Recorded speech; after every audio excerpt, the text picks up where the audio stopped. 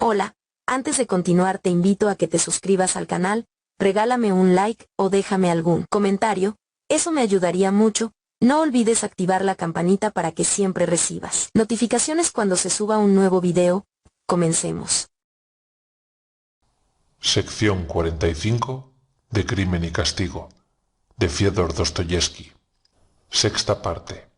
Capítulo 5. Hasta las 10 de la noche, Arkadio Ivanovich Svidrigailov estuvo recorriendo tabernas y traktirs. Habiendo encontrado a Katia, le pagó las consumiciones que quiso tomar, y lo mismo al organillero, a los mozos y a los dependientes de comercio con los cuales tenía extraña simpatía. Había notado que estos dos jóvenes tenían la nariz ladeada y que la de uno miraba a la derecha y la del otro a la izquierda. Finalmente se dejó llevar por ellos a un jardín de recreo, donde pagó la entrada a todos. Este establecimiento, que ostentaba pomposamente el nombre de Wood Hall, era un café cantante de ínfima clase. Los dependientes encontraron allí algunos colegas y empezaron a reñir con ellos. Poco faltó para que vinieran a las manos. Svidrigailov fue elegido como árbitro. Después de haber escuchado, durante un cuarto de hora, las recriminaciones confusas de los contendientes, creyó comprender que uno de ellos había robado una cosa que había vendido a un judío, pero sin querer dar parte a sus camaradas del producto de aquella operación comercial. Por último, se averiguó que el objeto robado era una cucharilla de té perteneciente al Wood Hall.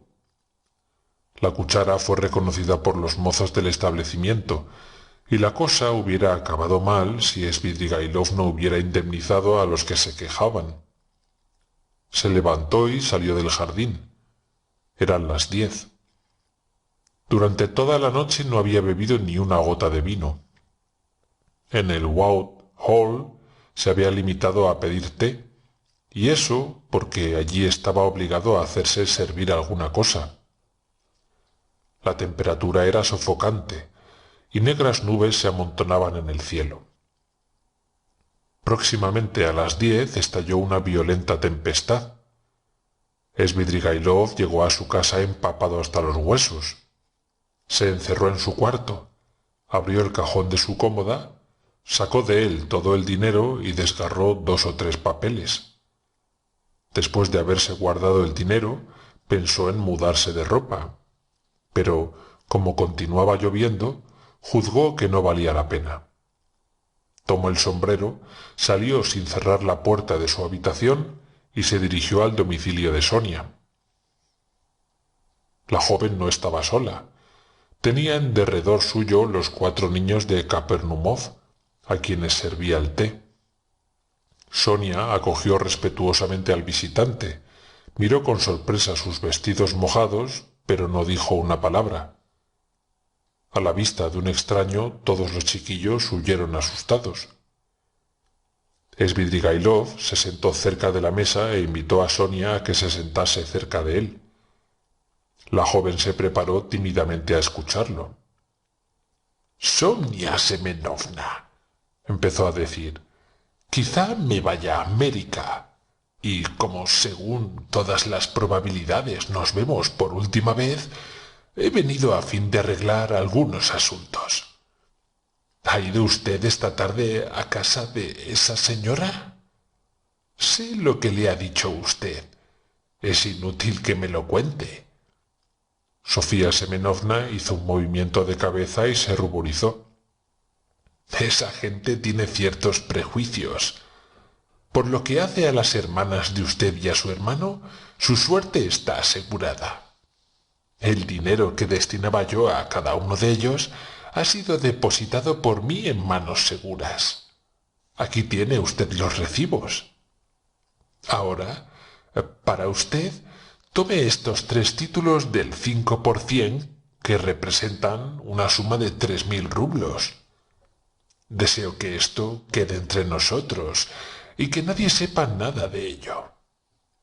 El dinero le es necesario, Sofía Semenovna, porque no puede usted continuar viviendo de este modo.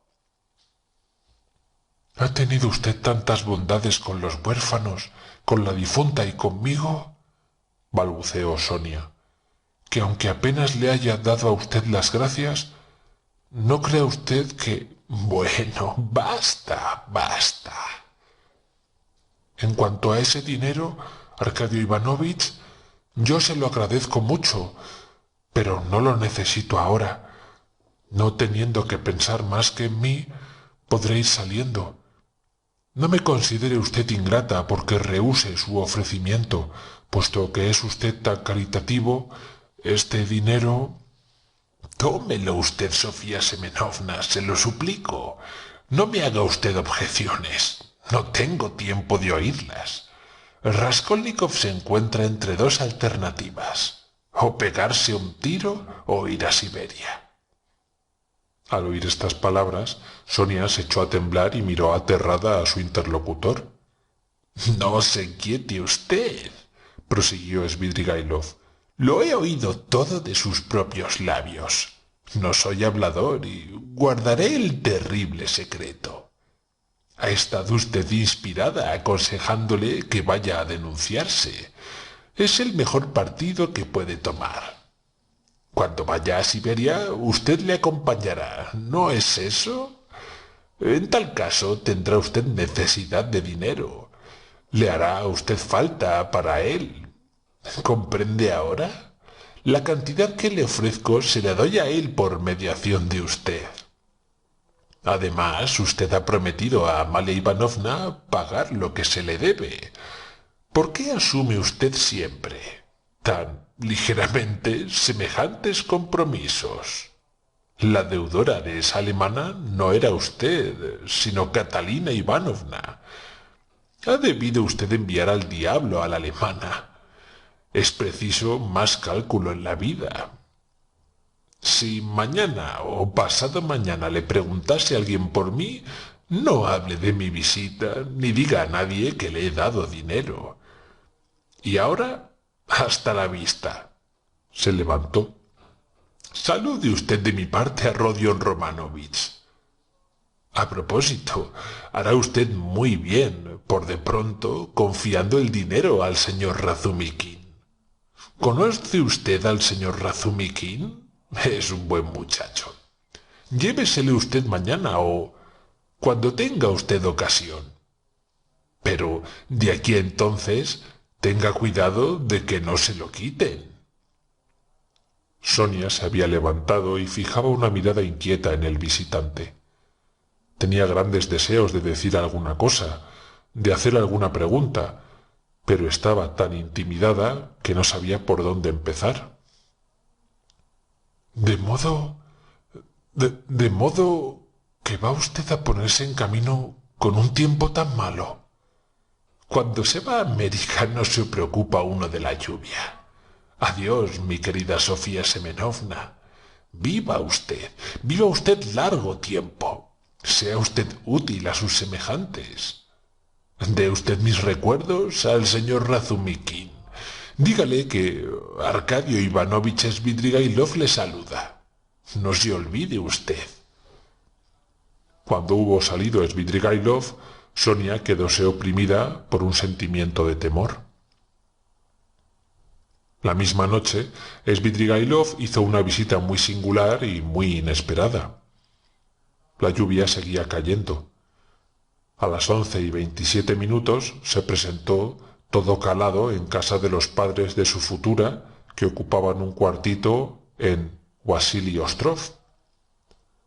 Tuvo que llamar muchas veces antes de que le abriesen, y su llegada, a una hora tan intempestiva, causó en el primer momento gran sorpresa. Creyóse al principio que aquella sería una humorada de hombre ebrio, pero enseguida hubieron de desechar esta suposición, porque cuando se lo proponía, Svidrigailov tenía modales por extremo seductores. La inteligente madre acercó la butaca del padre enfermo y entabló la conversación por medio de diferentes preguntas. Aquella mujer no iba nunca derecha al asunto. Quería, por ejemplo, saber cuándo le agradaría celebrar a Arcadio Ivanovich el matrimonio, y comenzaba interrogándole curiosamente acerca de París y sobre la high life parisiense, para conducirle poco a poco a Vasili Ostrov. Otras veces esta maniobra resultaba bastante bien, pero en las circunstancias presentes, Svidrigailov se mostró más impaciente que de costumbre y quiso ver inmediatamente a su futura, a pesar de que se le dijo que estaba ya acostada. Claro es que se apresuraron a satisfacer su deseo. Svidrigailov dijo a la joven que un negocio urgente le obligaba a ausentarse por algún tiempo de San Petersburgo y que le traía 15.000 rublos, suplicándole que aceptare aquella bagatela que desde largo tiempo antes había tenido intención de regalársela en vísperas del matrimonio. Apenas si había relación lógica entre este regalo y el anunciado viaje. No parecía que fuese necesaria para ello una visita nocturna mientras llovía torrencialmente. Sin embargo, por torpes que pudieran ser estas explicaciones, aquella familia se deshizo, por el contrario, en muestras de gratitud sumamente calurosas, a las cuales mezcló sus lágrimas la madre. Svidrigailov se levantó, besó a su prometida, le dio suaves golpecitos en la mejilla y aseguró que estaría muy pronto de vuelta. La muchacha le miraba perpleja. Se leía en sus ojos algo más que una simple curiosidad infantil. Arcadio Ivanovich notó aquella mirada, besó de nuevo a su futura y se retiró, pensando con verdadero despecho que su regalo sería, de seguro, conservado bajo llave por la más inteligente de las madres. A medianoche volvió a entrar en la ciudad por el puente de... Había cesado la lluvia, pero el viento soplaba con fuerza. Durante cerca de media hora, Svidrigailov anduvo por la vasta perspectiva, como si buscase alguna cosa. Poco tiempo antes, reparó que al lado derecho de la perspectiva había un hotel que se llamaba, si la memoria no le era infiel, Hotel Adrinópolis. Al fin lo encontró. Era un gran edificio de madera en el cual, a pesar de lo avanzado de la noche, se veía luz. Entró y pidió habitación a un criado harapiento que encontró en el corredor. Después de echar una mirada sobre Svidrigailov, el criado le condujo a un cuarto situado al extremo del corredor, debajo de la escalera. Era el único disponible. ¿Hay té?, preguntó Svidrigailov. Puede hacerse. ¿Qué hay, además? Carne, aguardiente, entremeses. Tráeme carne y té. ¿No quiere usted nada más?, preguntó con algo de vacilación el camarero. No. El hombre harapiento se alejó muy contrariado. Esa casa debe ser alguna otra cosa que un hotel, pensó Svidrigailov, pero yo también debo tener el aspecto de un hombre que vuelve de un café cantante y que ha tenido una aventura en el camino. Sin embargo, me gustaría saber qué clase de gente viene aquí. Encendió la vela y empezó a examinar detenidamente la habitación. Era tan estrecha y baja que un hombre de la estatura de Svidrigailov podía apenas estar de pie. El mobiliario se componía de una cama muy sucia, de una mesa de madera barnizada y de una silla. La tapicería destrozada estaba tan polvorienta que con dificultad se adivinaba su primitivo color.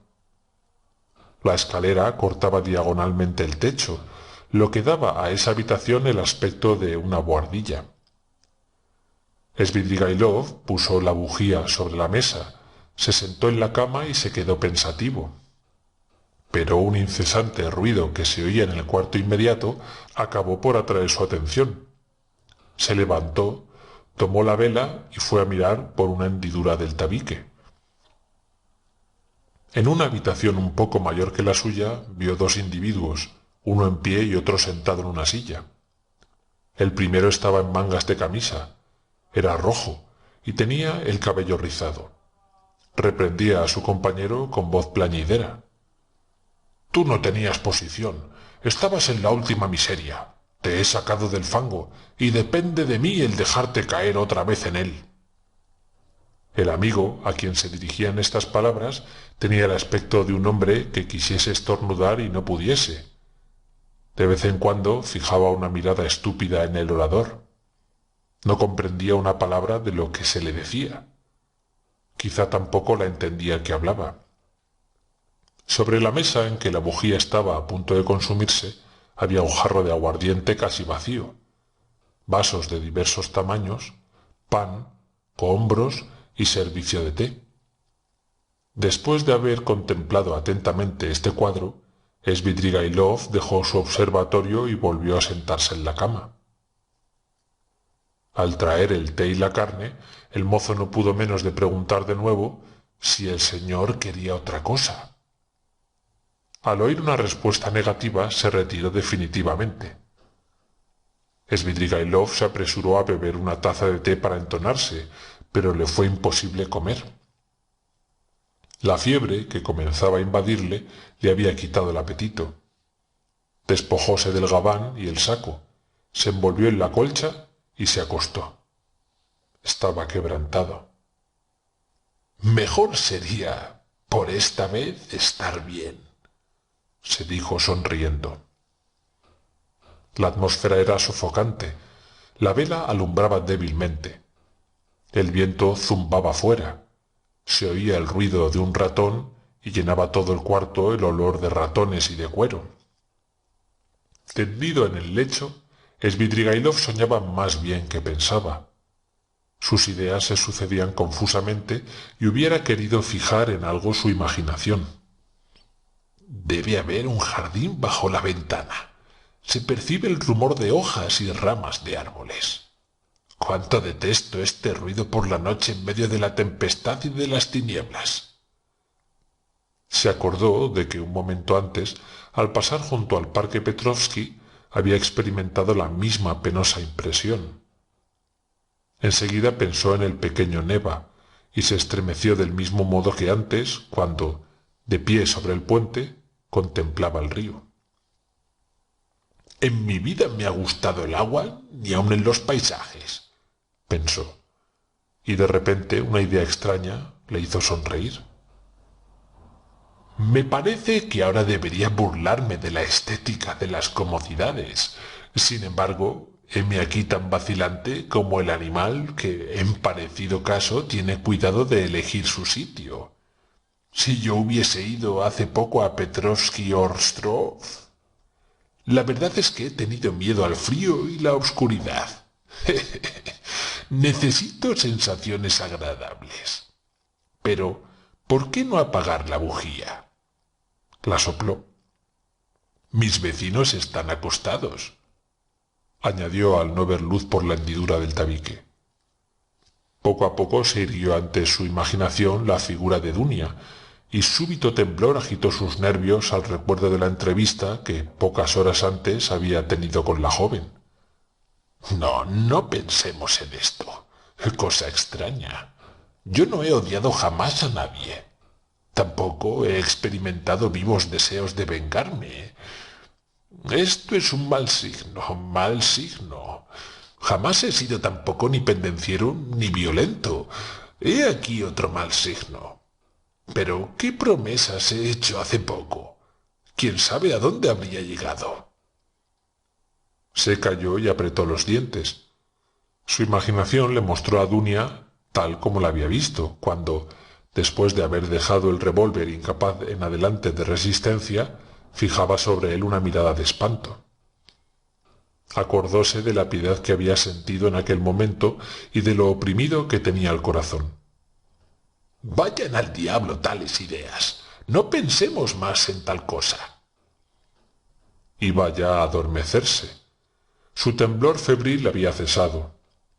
De pronto le pareció que, por debajo de la colcha, corría alguna cosa a lo largo del brazo y de la pierna. Se estremeció. ¡Caramba! Es sin duda un ratón. He dejado la carne sobre la mesa. Por temor al frío no quería destaparse ni levantarse, pero de repente un contacto desagradable le rozó el pie. Arrojó la colcha, encendió la vela y, temblando, se incorporó en el lecho y no vio nada. Sacudió la colcha y saltó un ratón sobre la sábana. Trató enseguida de pillarlo, pero sin salir del lecho. El animalito describía zigzags rapidísimos y se deslizaba por entre los dedos que querían apresarlo. Finalmente el ratón se metió debajo de la almohada. Svidrigailov arrojó al suelo la almohada, pero en el mismo instante sintió que alguna cosa había saltado sobre él y que se le paseaba sobre el cuerpo debajo de la camisa. Un temblor nervioso se apoderó de él y se despabiló. La obscuridad era completa en la habitación. Él seguía echado en la cama, envuelto en la colcha. El viento continuaba silbando en el exterior. «Esto es insoportable», se dijo con cólera. Se sentó en el borde del lecho con la espalda vuelta hacia la ventana. «Más vale no dormir», se dijo. Por la reja entraba un aire húmedo y frío. Svidrigailov, sin moverse de su sitio, atrajo hacia sí la colcha y se envolvió en ella. No encendió la luz. No pensaba ni quería pensar en nada. Pero sueños e ideas incoherentes atravesaban confusos su cerebro. Estaba como sumido en semisueño. ¿Era aquello efecto del frío, de las tinieblas o del viento que agitaban los árboles? Lo cierto es que estos desvaríos tomaban un aspecto fantástico. Le parecía estar viendo un riente paisaje, el día de la Trinidad, y hacía un tiempo soberbio. En medio de floridos arriates aparecía una elegante quinta de gusto inglés. Plantas trepadoras tapizaban el vestíbulo. A los lados de la escalera, cubierta de una rica alfombra, se erguían dos jarrones chinescos que contenían flores exóticas. En las ventanas había vasos medio llenos de agua en que hundían sus tallos ramilletes de jacintos blancos que se inclinaban esparciendo un perfume embriagador. Aquellos ramilletes atraían particularmente la atención de Svidrigailov, tanto que no hubiera querido alejarse de ellos. Sin embargo, subió la escalera y entró en una sala grande y alta. Allí, como en las ventanas, como cerca de la puerta que daba a la terraza, había flores, por todas partes flores. El pavimento estaba cubierto de hierbas recientemente segadas y que exhalaban suave olor. Por las ventanas abiertas penetraba en la habitación una brisa deliciosa y los pájaros gorjeaban en los alféizares. Pero en medio de la sala, sobre una mesa cubierta con un mantel de raso blanco, estaba colocado un féretro. Le rodeaban guirnaldas de flores, y el interior estaba forrado de seda de Nápoles y de encajes blancos. En aquel ataúd reposaba, sobre un lecho de flores, una jovencita vestida de blanco. Tenía los ojos cerrados y cruzados sobre el pecho los brazos, que parecían los de una estatua de mármol. Sus cabellos, de color rubio claro, estaban despeinados y húmedos. Ceñíale la cabeza una corona de rosas. El perfil severo y ya rígido del rostro parecía también de mármol, pero la sonrisa de sus labios pálidos expresaba tan amarga tristeza, una desolación tan grande, que no parecía propia de su edad. Svidrigailov conocía a aquella jovencita. Cerca de su ataúd no había imágenes, ni cirios encendidos, ni oraciones. La difunta era una suicida. A los 14 años tenía el corazón herido por un ultraje que había destrozado su conciencia infantil, llenado su alma de una inmerecida vergüenza y arrancado de su pecho un grito supremo de desesperación, grito ahogado por los mugidos del viento en medio de una húmeda y fría noche de deshielo.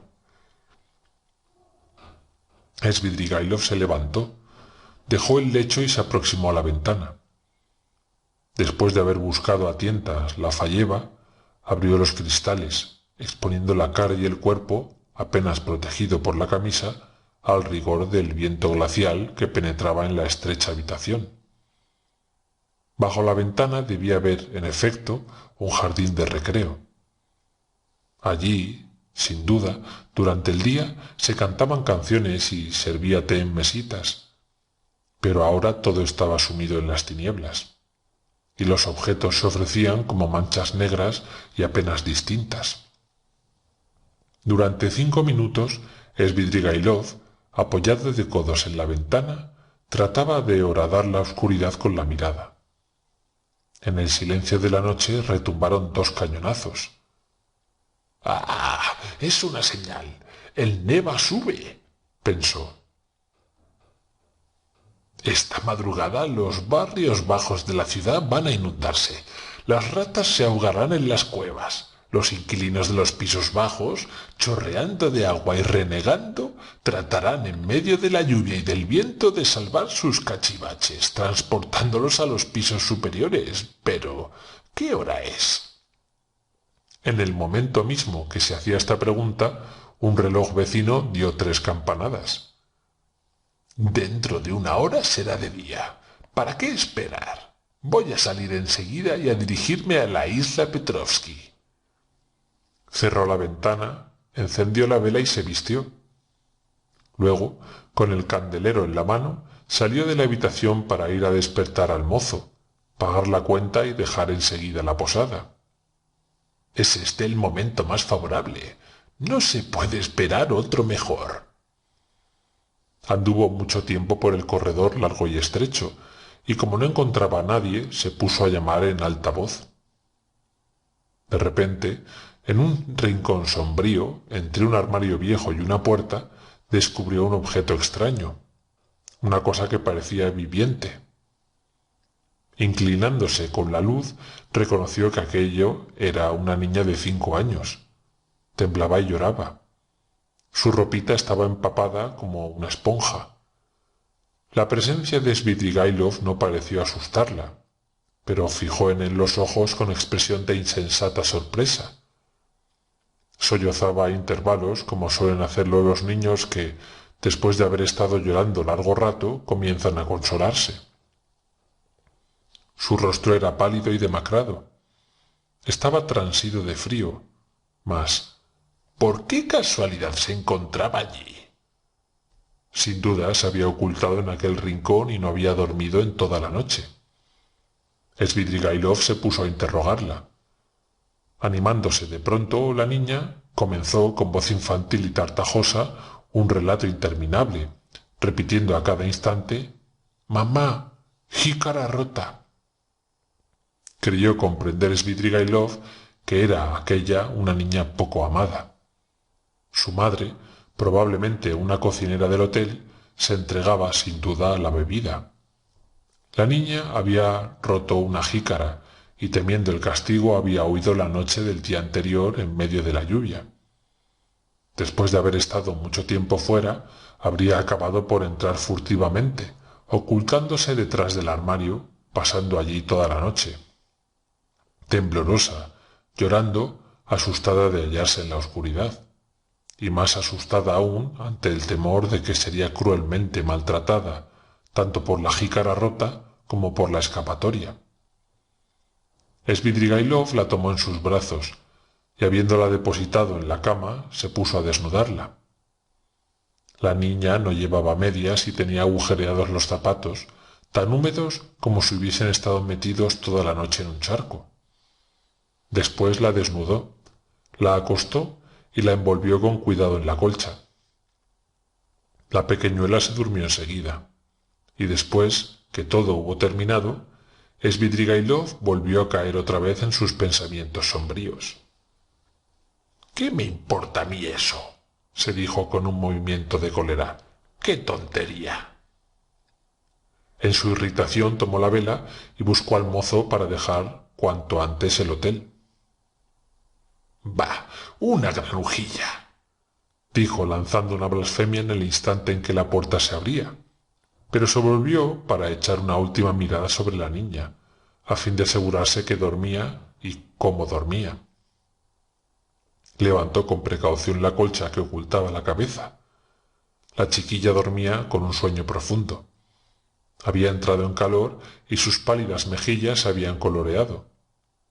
Sin embargo, cosa extraña, El encarnado de su tez era mucho más vivo que el que se advierte en el estado normal de los niños.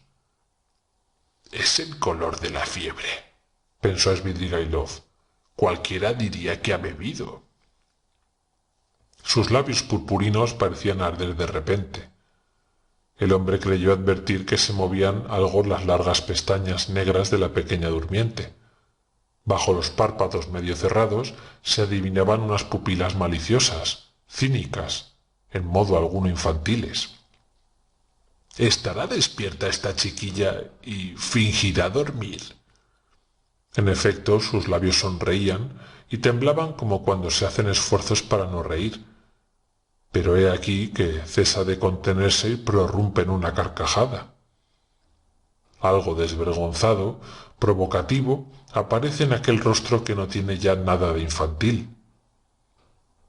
Es la cara de una prostituta, de una cocotte francesa. Los ojos de la niña se abren, envuelven a Svidrigailov en una mirada lasciva y apasionada. Le llaman y ríen. Nada más repugnante que aquella cara de niña cuyas facciones respiraban lujuria. «¿Cómo? ¿A los 5 años?» murmuraba, preso de un verdadero espanto. «¿Es posible?» Pero he aquí que vuelve hacia él la cara inflamada. Le tiende los brazos. «¡Ah, maldita!» exclamó con horror Svidrigailov. Levanta la mano sobre ella y en el mismo instante se despierta. Se encontró acostado en la cama, envuelto en la manta. La vela no estaba encendida. Amanecía. «He tenido una pesadilla». Al incorporarse advirtió con cólera que estaba cansado y quebrantado. Eran cerca de las 5. Svidrigailov había dormido demasiado rato. Se levantó, se puso la ropa, húmeda todavía, y notando que tenía el revólver en el bolsillo, lo sacó para asegurarse de si las cápsulas estaban bien colocadas. Después se sentó y en la primera página de su librito de notas escribió algunas líneas de gruesos caracteres. Después de haber releído lo escrito, se apoyó de codos en la mesa y se absorbió en sus reflexiones. Las moscas se regalaban con la porción de carne que había quedado intacta. Las miró durante largo tiempo y se puso después a darles caza. Al fin se asombró de aquella ocupación y, recobrando de repente la conciencia de sus actos, salió apresurado de la habitación. Un instante después estaba en la calle. Espesa niebla envolvía la ciudad. Svidrigailov caminaba en dirección del pequeño Neva. Mientras andaba por el resbaladizo suelo de madera, veía con la imaginación la isla Petrovsky, con sus senderos, sus céspedes, sus árboles y sus bosquecillos. Ni un transeúnte, ni un coche en toda la extensión de la perspectiva. Las casitas amarillas, con las ventanas cerradas, tenían triste y sucio aspecto. El frío y la humedad hacían estremecer al madrugador paseante que se distraía leyendo casi maquinalmente las muestras de las tiendas. Llegado al fin del piso de madera, a la altura de la gran casa de piedra, vio un perro muy feo que atravesaba el arroyo apretando la cola entre las piernas. Un hombre ebrio yacía tendido en la acera. Svidrigailov miró un instante al borracho y siguió adelante. A la izquierda se ofreció a la vista una torre. «Bah», pensó, «he aquí un buen sitio. ¿Para qué ir a la isla Petrovsky? Aquí, a lo menos, la cosa podrá ser confirmada por un testigo». Sonriendo ante esta idea, tomó por la calle. Allí se encontraba el edificio coronado por la torre. Vio apoyado en la puerta a un hombrecillo envuelto en un capote de soldado y con un gorro turco, quien, al notar que se aproximaba Svidrigailov, le echó de reojo una mirada huraña. Su fisonomía tenía esa expresión de arisca tristeza que es la marca secular de todos los israelitas. Los dos hombres se examinaron un momento en silencio. Al fin le pareció extraño al funcionario que un individuo que no estaba ebrio se detuviese así a 3 pasos de él y le mirase sin decir una palabra. —¿Qué quiere usted? —preguntó, siempre arrimado a la puerta. —Nada, amigo mío. Buenos días —respondió Svidrigailov—. Siga usted su camino. —Voy al extranjero. —¿Cómo al extranjero? —A América. —¿A América? Svidrigailov sacó el revólver y lo montó. El soldado arqueó las cejas. —Oiga usted, este no es sitio de andarse con bromas. —¿Por qué no? —Porque este no es sitio. —No importa, amigo mío, el lugar es a propósito. Si te preguntan, di que me he ido a América. Apoyó el cañón del revólver sobre la sien derecha. —Aquí no se puede hacer eso —replicó el soldado abriendo desmesuradamente los ojos. Svidrigailov oprimió el gatillo. Fin de la sección 45. Sección 46 de Crimen y Castigo. Sexta parte. Capítulo 6. Aquel mismo día, entre 6 y 7 de la tarde, Raskolnikov se dirigió a casa de su madre y de su hermana. Las dos mujeres habitaban ahora en casa de Bakalayev, en el cuarto de que les había hablado Razumikin. Al subir la escalera, Raskolnikov parecía vacilar aún. Sin embargo, por nada del mundo se hubiera vuelto atrás. Estaba resuelto a hacer aquella visita. Todavía no saben nada, pensó, y están acostumbradas a ver en mí un ser original. Tenía el vestido manchado de lodo y desgarrado. De otra parte, la fatiga física, juntamente con la lucha que se libraba en él desde hacía 24 horas, le había puesto la cara casi desconocida. El joven había pasado la noche en vela. Dios sabe dónde, pero, por lo menos, su partido estaba tomado. Llamó a la puerta, y su madre salió a abrir. Dunia había salido, y la criada no estaba en aquel momento en la casa. Pulcheria Alexandrovna se quedó muda de sorpresa y de alegría. Después, tomando a su hijo por la mano, le llevó a la sala. —¡Ah, estás aquí! —dijo con voz temblorosa a causa de la emoción. —No te incomodes, Rodia, porque te recibo llorando. Es la felicidad la que me hace verter lágrimas. ¿Crees que estoy triste? No, estoy alegre. Ya lo ves, me río, solo que tengo la tonta costumbre de llorar. Desde la muerte de tu padre, lloro por cualquier cosa. ¡Ah, qué sucio estás! —¿Me cayó ayer tanta lluvia encima? —comenzó a decir Raskolnikov. —Deja eso —interrumpió vivamente Pulcheria Alexandrovna—. ¿Piensas que iba a preguntarte con curiosidad de anciana? Puedes estar tranquilo. Lo comprendo todo. Pues ahora estoy algo iniciada en las costumbres de San Petersburgo y verdaderamente veo que aquí la gente tiene más inteligencia que en nuestras ciudades. Me he dicho, una vez para todas, que no debo mezclarme en tus negocios ni pedirte cuentas. Mientras tienes tú quizás el espíritu preocupado, sabe Dios en qué pensamientos. ¿Habría de ir a distraerte con preguntas inoportunas? ¡Ah, Dios mío! ¿Ves, Rodia? Ahora estaba preparándome a leer, por tercera vez, el artículo que has publicado en una revista. Demetrio Prokofich me lo ha traído. Ha sido para mí una verdadera revelación.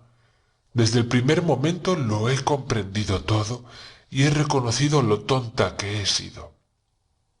He aquí lo que le preocupa, me he dicho. Da vueltas en su cabeza a ideas nuevas y no gusta que se le aparte de sus reflexiones. Todos los grandes talentos son así. A pesar de la atención con que yo lo leo, hay en tu artículo, hijo mío, muchas cosas que no entiendo, pero como soy ignorante, no me asombra el no comprenderlo todo. Enséñamelo, mamá. Raskolnikov tomó el número de la revista y echó una rápida ojeada sobre su artículo. Todo autor experimenta siempre un vivo placer al verse impreso por la primera vez, sobre todo cuando no tiene más que 23 años. Aunque presa de las más crueles angustias, nuestro héroe no pudo sustraerse a esta impresión, pero sólo le duró un instante.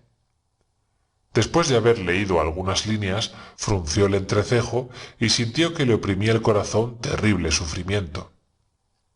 Esta lectura le trajo de repente a la memoria todas las agitaciones morales de los últimos meses. Así es que arrojó con violenta repulsión el periódico sobre la mesa. «Pero, por tonta que yo sea, Rodia», siguió la madre, «puedo, sin embargo, juzgar que de aquí a poco tiempo ocuparás uno de los primeros puestos, si no el primero, en el mundo de la ciencia. Y se han atrevido a suponer que estabas loco. Ah, no sabes que se les había ocurrido esa idea. Pobre gente. Por lo demás, ¿cómo podrían comprender qué es la inteligencia? Pero decir, sin embargo, que Dunia, sí, la misma Dunia, no estaba muy distante de creerlo, ¿es esto posible? Hace 6 o 7 días, Rodia, me acongojaba ver cómo estabas instalado, vestido, alimentado. Pero ahora reconozco que esto es una tontería mía.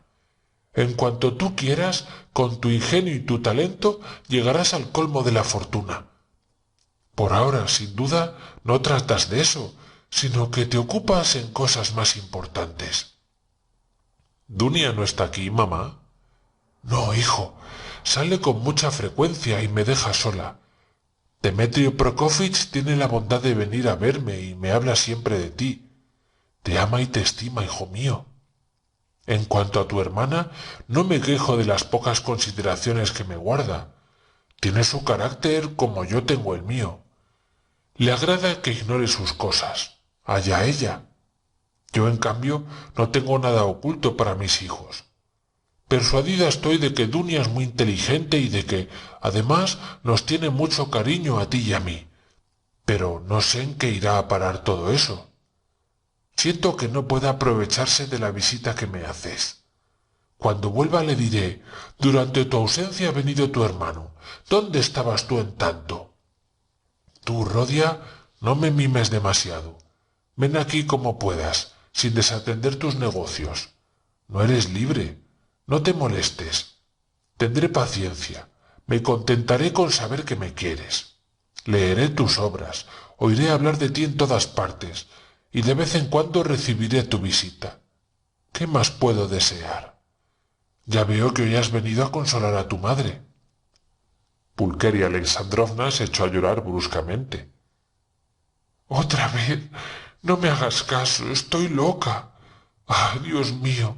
No pienso nada —gritó levantándose de pronto. —Hay café y no te he ofrecido una taza. ¿Ves qué grande es el egoísmo de los viejos? Voy enseguida. No vale la pena, mamá. Voy a irme. No he venido para eso. Escúchame, te lo suplico. Pulqueria Alexandrovna se aproximó tímidamente a su hijo. Mamá, ocurra lo que ocurra, oigas lo que oigas de mí, ¿me amarás como ahora? Preguntó de repente. Estas palabras brotaron espontáneas del fondo de su corazón, aun antes que hubiera tenido tiempo de medir su alcance. —Rodia, Rodia, ¿qué tienes? ¿Cómo puedes hacerme esa pregunta? ¿Quién se atreverá jamás a hablarme mal de ti? Si alguien se permitiese semejante cosa, me negaría a oírle y le arrojaría de mi presencia. El objeto de mi visita era asegurarte que te he querido siempre, y ahora me alegro mucho de que estemos tú y yo solos, y aun de que no esté aquí Dunia, prosiguió con el mismo ímpetu. Quizás seas desgraciada. Has de saber que tu hijo te ama ahora más que a sí mismo, y que te equivocarías si pusieses en duda mi ternura. Jamás cesaré de quererte. Ea, basta. He creído que debía, ante todo, darte esa seguridad. Pulqueria Alexandrovna besó a su hijo, le estrechó contra su pecho y lloró silenciosamente. No sé lo que te pasa, Rodia, dijo. Hasta ahora yo había creído sencillamente que nuestra presencia te fastidiaba. Mas en este momento me doy cuenta de que te amenaza una gran desgracia y que vives en la intranquilidad. Ya lo sospechaba, Rodia. Perdóname que te hable de esto. Pienso en ello constantemente, hasta cuando duermo. La noche pasada tu hermana deliraba y repetía constantemente tu nombre. He oído algunas palabras, pero no he entendido nada. Desde esta mañana hasta el momento de tu visita he estado como el reo que espera la ejecución. Tenía no sé qué presentimiento. Rodia, Rodia, ¿dónde vas? Estás a punto de partir, ¿no es verdad? Sí, lo había adivinado. Pero si tienes que partir, yo puedo ir contigo. Dunia nos acompañará. Te quiere mucho. Si es menester, llevaremos también a Sofía Semenovna. Ya lo ves, estoy pronto a aceptarla por hija. Demetrio Prokofich nos ayudará en nuestros preparativos para el viaje. Pero, ¿a dónde vas? Adiós, mamá. ¿Cómo? ¿Hoy mismo? Exclamó como si se tratase de una separación eterna. No puedo quedarme. Es absolutamente preciso que te deje. ¿Y no puedo ir contigo? No, pero ponte de rodillas y ruega a Dios por mí. Dios oirá acaso tu plegaria. Ojalá me oiga. Te echaré mi bendición. ¡Oh, Dios mío! Sí, estaba contento de que su hermana no asistiese a aquella entrevista. Para desahogar su ternura tenía necesidad de estar a solas, y un testigo cualquiera, aunque hubiera sido Dunia, hubiese estorbado. Cayó a los pies de su madre y los besó. Pulqueria Alexandrovna y su hijo se abrazaron llorando. La madre no hizo ninguna pregunta. Había comprendido que el joven atravesaba una crisis terrible y que su suerte iba a decidirse enseguida. Rodia, mi querido primogénito, dijo la madre sollozando. Hete ahora como eras en tu infancia. De ese modo venías a hacerme caricias y darme besos. En otro tiempo, cuando tu padre vivía, no teníamos, en medio de nuestra desgracia, otro consuelo que tu presencia. Y después que hubo muerto, ¿cuántas veces tú y yo hemos llorado sobre su sepultura abrazados como ahora? Sí, si lloro desde hace tiempo, es porque mi corazón maternal tenía presentimientos siniestros. La tarde en que llegamos a San Petersburgo, desde nuestra primera entrevista, tu cara me lo ha revelado todo. Cuando te abrí la puerta pensé al verte que había llegado la hora fatal. ¿No te vas enseguida, Rodia? No. ¿Volverás? Sí, volveré. Hijo, no te enojes, no me atrevo a preguntarte. ¿Te vas muy lejos? Muy lejos. ¿Tendrás allí un empleo? ¿Una posición? Tendré lo que Dios quiera. Ruega solamente por mí. Raskolnikov iba a salir, pero su madre se agarró a él y le miró con expresión de desesperado dolor. Basta, mamá, dijo el joven, que ante aquella angustia desgarradora sentía profundamente haber venido. ¿No partes para siempre? ¿No vas a ponerte en camino enseguida? ¿Vendrás mañana? Sí, sí. Adiós. Al fin logró escapar. La tarde era calurosa, aunque no sofocante. Por la mañana el tiempo había aclarado. Raskolnikov volvió apresuradamente a su casa. Quería acabarlo todo antes de la puesta del sol. Por el momento, cualquier encuentro le hubiese sido muy desagradable. Al subir a su cuarto advirtió que Anastasia, ocupada en preparar el té, había dejado su tarea para mirarle con curiosidad. ¿Habrá alguien en mi cuarto? Y, a pesar suyo, pensó en el odioso Porfirio. Pero cuando abrió la puerta de la habitación, vio a Dunia. La joven, pensativa, estaba sentada en el sofá. Sin duda esperaba a su hermano hacía mucho tiempo. Raskolnikov se detuvo en el umbral. Dunia, Estremecida, se levantó vivamente y le miró con fijeza. En los ojos de la joven se leía inmensa pesadumbre. Una sola mirada probó a Raskolnikov que la joven lo sabía todo. —¿Puedo acercarme a ti o debo retirarme? —le preguntó con voz trémula. —He pasado el día esperándote en casa de Sofía Semenovna. Pensábamos verte allí. Raskolnikov entró en la habitación y se dejó caer desfallecido en una silla. —Me siento débil, Dunia. Estoy muy fatigado. Y en este momento, sobre todo, tendría necesidad de todas mis fuerzas. Fijó en su hermana una mirada de desconfianza. —¿Dónde has pasado la última noche? —No me acuerdo bien. Quería tomar un partido definitivo, y muchas veces me he aproximado al Neva. De esto sí me acuerdo. Mi intención era acabar así, pero no he podido resolverme, dijo en voz baja, tratando de leer en el rostro de Dunia la impresión producida por sus palabras. —Alabado sea Dios. Era precisamente lo que temíamos Sofía Semenovna y yo. ¿Crees en la vida? ¡Alabado sea Dios! Raskolnikov se sonrió amargamente. No creía en ella, pero hace un momento he estado en casa de nuestra madre y nos hemos abrazado llorando. Soy incrédulo y, sin embargo, le he pedido que orase por mí. Solo Dios sabe lo que sucede en este momento. Yo mismo no sé qué pasa por mí. —¿Que has estado en casa de nuestra madre? ¿Le has hablado? —exclamó Dunia con espanto.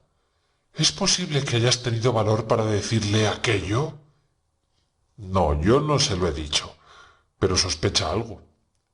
Te ha oído soñar en voz alta la última noche, y creo que ha adivinado la mitad de ese secreto. He cometido un error al ir a verla. No sé por qué lo he hecho, Dunia. Soy un hombre bajo. Sí, pero un hombre dispuesto a aceptar la expiación. La aceptarás, ¿verdad? Al instante. Para huir de ese deshonor quería ahogarme. Dunia, pero en el momento en que iba a arrojarme al agua, me he dicho que un hombre fuerte no debe tener miedo al oprobio. ¿Es esto orgullo, Dunia? Sí, Rodia. Le brillaron los ojos a Raskolnikov con una especie de relámpago. Se consideraba feliz al pensar que había conservado su orgullo. —¿Verdad que no crees que he tenido simplemente miedo al agua? —preguntó sonriendo con tristeza. —Oh, Rodia, basta —respondió la joven, ofendida por tal suposición. Ambos guardaron silencio durante 10 minutos. Raskolnikov tenía los ojos bajos. Dunia le miraba con expresión de sufrimiento. De repente el joven se levantó. La hora avanza. Hay tiempo de partir. Voy a entregarme. Pero no sé por qué lo hago. Por las mejillas de Dunia corrieron gruesas lágrimas. Lloras, hermana mía, pero ¿puedes tenderme la mano? ¿Lo dudabas? La joven lo estrechó contra su pecho. ¿Acaso aceptando la expiación no borras la mitad de tu crimen? Exclamó al tiempo que abrazaba a su hermano. ¿Mi crimen? ¿Qué crimen? Repitió en un acceso de cólera. ¿El de haber matado a un gusano sucio y malo? ¿A una vieja perversa y perjudicial a todo el mundo? ¿Un vampiro que chupaba la sangre a los pobres? Tal asesinato debía de servir de indulgencia para 40 pecados. No pienso en modo alguno en borrarlo, aunque me griten por todos lados «¡Crimen, crimen!». Ahora que me he decidido a afrontar voluntariamente ese deshonor, ahora solo es cuando el absurdo de mi cobarde determinación se me presenta con toda claridad. Es tan solo por bajeza y por impotencia por lo que me resuelvo a este acto, a menos que no sea también por interés, como me lo aconsejaba Porfirio. Hermano, hermano, ¿qué estás diciendo? ¿No te haces cargo de que has vertido sangre? Exclamó Dunia consternada. ¿Y qué? Todo el mundo la vierte, prosiguió con vehemencia creciente. Siempre ha corrido a torrentes sobre la tierra. Las personas que la derramaron como si fuera champán subieron enseguida al Capitolio y fueron declarados protectores de la humanidad. Examina las cosas un poco más cerca para juzgarlas. También trataba yo de hacer bien a los hombres. Centenares, millares de buenas acciones hubiesen compensado ampliamente aquella única tontería, o mejor dicho, torpeza, porque la idea no era tan tonta como lo parece ahora. Cuando el éxito falta, los designios mejor concertados parecen estúpidos. Yo tan solo trataba de crearme, por medio de aquella tontería, una situación independiente, asegurar mis primeros pasos de la vida, procurarme recursos. Después hubiera levantado el vuelo. Pero he fracasado, y por eso soy un miserable. Si hubiese logrado mi objeto, se me hubieran dedicado coronas. Al presente no sirvo más que para que se me arroje a los perros. No se trata de eso. ¿Qué estás diciendo, hermano mío? Es cierto, no he procedido según las reglas de la estética. No sé por qué ha de ser más glorioso lanzar bombas sobre una ciudad sitiada que asesinar a una persona a hachazos. El temor de la estética es el primer signo de la impotencia. Jamás lo he comprendido tan bien como ahora, ni nunca he comprendido menos cuál es mi crimen. Nunca he sido más fuerte ni he estado más convencido que en este momento. Su pálido y demudado rostro se había de repente coloreado. Pero cuando acababa de proferir esta última exclamación, su mirada se encontró por casualidad con la de Dunia, y ésta le miraba con tanta tristeza que su exaltación cayó de repente, no pudiendo menos de pensar que, en rigor, había hecho la desgracia de aquellas dos pobres mujeres. Dunia, querida, si soy culpable, perdóname, aunque no merezca ningún perdón, si es que realmente soy culpable. Adiós, no disputemos. Ya es tiempo de partir. No me sigas, te lo suplico. Tengo aún una visita que hacer. Ve al instante a juntarte con nuestra madre y no te separes de ella, te lo suplico. Es la última petición que te dirijo. Cuando me he separado de ella, estaba muy inquieta y temo que no pueda soportar su desventura. O morirá o se volverá loca. Vela por ella. Razumikín no os abandonará, ya le he hablado. No llores por mí. Aunque asesino, trataré de ser todavía valeroso y honrado. Quizás oigas hablar de mí alguna vez. No os deshonraré, ya verás. Aún he de probar. Ahora, adiós. Se apresuró a añadir, advirtiendo, mientras hacía sus promesas, una extraña expresión en los ojos de Dunia. ¿Por qué lloras de ese modo? No llores. No nos separaremos para siempre. Ah, sí. Espera. Me olvidaba. Tomó de la mesa un grueso libro cubierto de polvo. Lo abrió y sacó una miniatura pintada en marfil. Era el retrato de la hija de su patrona, la joven a quien había amado. Durante un instante contempló aquel rostro expresivo y triste. Después besó el retrato y se lo dio a Dunia. Muchas veces he hablado de aquello con ella, dijo distraídamente. Hice depositario a su corazón del proyecto que debía tener tan lamentable resultado. No te alarmes, continuó dirigiéndose a Dunia. Ella experimentó tanta repugnancia y tanto horror como tú. Ahora me alegro de que haya muerto. Después, volviendo al objeto principal de sus preocupaciones, dijo: Lo esencial ahora es saber si he calculado bien lo que voy a hacer, y si estoy pronto a aceptar todas las consecuencias. Se asegura que me es necesaria esta prueba. ¿Es cierto? ¿Qué fuerza moral habré adquirido cuando salga del presidio, quebrantado por 20 años de sufrimiento? ¿Valdrá entonces la pena de vivir? Y yo he consentido en sobrellevar el peso de semejante existencia. Oh, esta mañana, al irme a arrojar al Neva, he comprendido que era un cobarde. Al cabo salieron ambos. Durante esta penosa entrevista, Dunia había estado sostenida solamente por el amor de su hermano. Se separaron en la calle. Después de haber marchado unos cuantos pasos, la joven se volvió para ver por última vez a Raskolnikov. Cuando hubo llegado a la esquina, el joven se volvió también, pero advirtiendo Raskolnikov que la mirada de su hermana estaba fija en él, hizo un gesto de impaciencia y aun de cólera, invitándola a que continuase el camino. Enseguida dio vuelta a la esquina. Fin de la sección 46.